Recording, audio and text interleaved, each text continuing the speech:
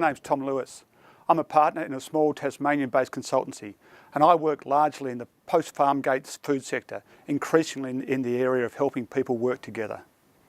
I have a background in aquaculture, food safety and sector development, and for me, using data to help me make decisions in all of these areas is just as natural and as important as breathing. As we launch into this topic, have a think about the types of decisions you need to make in your businesses. There are so many, aren't there? While I was preparing this session, some examples of the decisions we might need to make came to mind. For example, how do we increase enterprise productivity or yield? How do we reduce input costs? And by this I mean things like power, fertiliser and water. How do we plan for and manage staffing levels as the annual production cycle waxes and wanes? How do we understand our market and how consumer tastes are changing? And how do we decide if we're even in the right business and where we could be heading next? If we want to make decisions like these and we want to base them on something more than just gut feel, we need the right information. And this might include things like, which parts of my farm are best for growing poppies? What is the most efficient way of growing grass that produces good milk? What effect will the weather have on my sugar content in my grapes? Am I making money out of making cheese?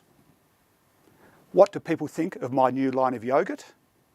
Or what do people think of my idea to farm salmon in this area? So by getting a handle on what questions we have, we can start to think about what data we need to answer those questions. And then we need to think about how we should go about collecting and analysing that data. But before we do this, it'd help to start by asking the apparently simple question, what is, or more pedantically, what are data? The word data is a plural of datum, but let's not go there just now. In simple terms, data are numbers, measurements, observation, words or descriptions.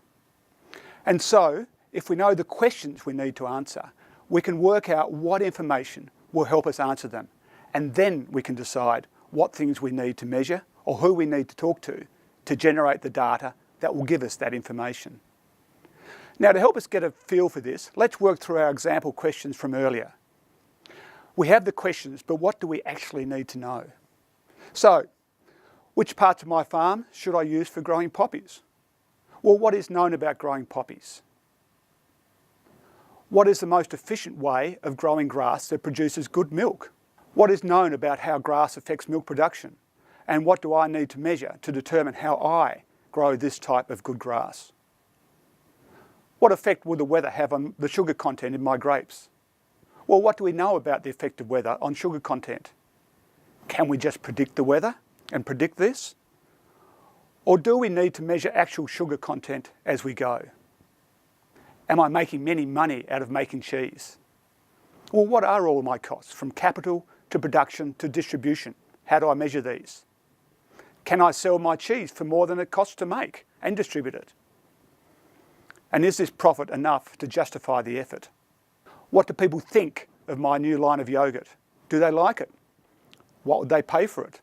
And what would prompt them to keep buying it? And finally, what do people think of my idea to farm salmon in this area? Or what are their economic and social values? What are their concerns about salmon farming? How can I meet these concerns? These questions are just a few examples. There are always more to think about, broader and deeper. And they all need to be considered in the context of helping us make decisions. So we've seen that to make informed decisions, we need the right information. And we need to work out what questions to ask to give us that information. Next, we'll look at the types of data that can be analysed and that will help us choose what data we need to answer our questions. I'll see you soon.